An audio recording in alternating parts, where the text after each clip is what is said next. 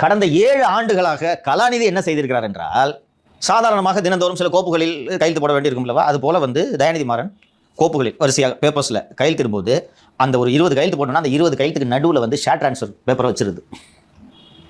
இவங்கெல்லாம் படிச்சு பார்க்கறதுக்கு உங்களுக்கு நேரம் இருக்காது. பிஏ சார் இது சார் மொத்தம் 10 சிக்னேச்சர் சார் இப்படி வரிசை எடுப்பாங்க. இவரும் எல்லாரும் அவள் தானே எடுத்துட்டு போ அப்படின்ட்டு 7 வருஷமா கையெழுத்து வாங்கியிருக்காங்க கலாநிதி. ஷேர் திட்டுதான் அவர் வாங்கியிருக்க மாதிரி. தயாநிதி பேர்ல இருக்கிற ஷேர் எல்லாம் கலாநிதி பேர்ல மாத்துறதுக்கு பேப்பரை டெய்லி 7 வருஷமா பேப்பரை உள்ள வச்சிருக்காரு. இவர் எல்லாத்தையும் கையெழுத்து போட்டு முடிச்சிருக்காரு. அது எப்படி தெரிஞ்சது சார்?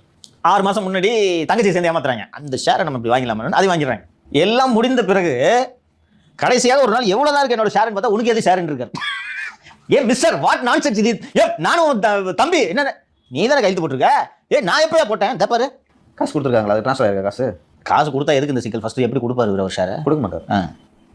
சரி என்று